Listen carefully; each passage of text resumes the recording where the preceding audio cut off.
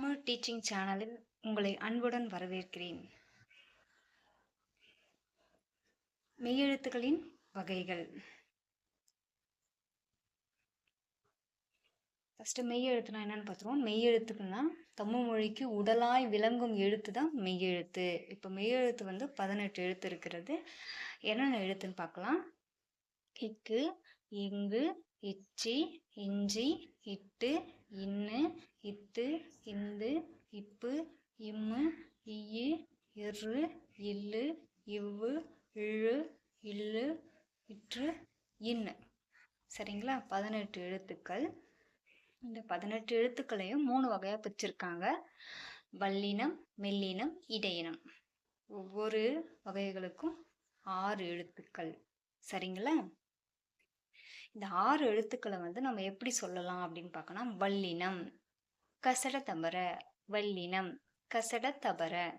மெல்லினம் நனன நமன, மெல்லினம் நனன நமன. இடையினம் எரள வரல, இடையினம் எரள வழல, இடையினம் எரள வழல என சொல்லலாம். சரிங்களா? இப்போ வல்லினம், மெல்லினம், இடையினம். இப்போ வல்லினம்னா வலிமையான ஓசையுடைய சொற்கள் வல்லினம். வலிமையான என்னன்னு தெரியலனா, வலிமைனா ஸ்ட்ராங், ரொம்ப ஸ்ட்ராங்கா இருக்கக்கூடியதுதான். அதுக்குதான் நம்ம ஏனைய எக்ஸாம்பிளா கொடுத்துருக்கோம். வல்லினம்னா வலிமையான ஓசையுடைய சொற்களை தான் வல்லினம்னு சொல்லுவாங்க. மெல்லினம்னா ரொம்ப சாஃப்டா மென்மையான ஓசையுடைய சொல்லுதான் மெல்லினம்.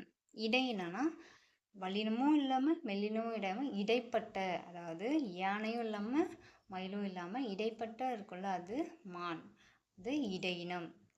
இடைப்பட்ட ஓசையுடையதான் இடையினம்.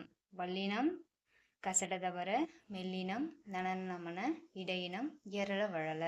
சரிங்களா? இப்போ அதுக்கான சொற்கள் என்னென்ன? 18 எழுத்துக்கள் பார்த்தோம்னா, அந்த 18 எழுத்துக்களுக்கான சொற்களை பார்க்கலாம்.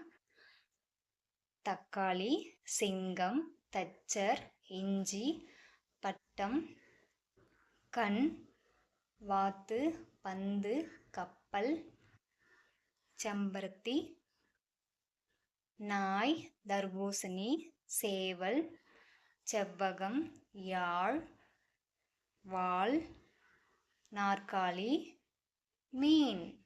சரிங்களா? இப்போ ஆயுத எழுத்து. ஆயுத எழுத்துனது அக்கு, அது ஒரே ஒரு எழுத்து தான். சரிங்களா? ஆயுத எழுத்து அப்படியே வேறு பெயர்களை பார்க்கலாம்.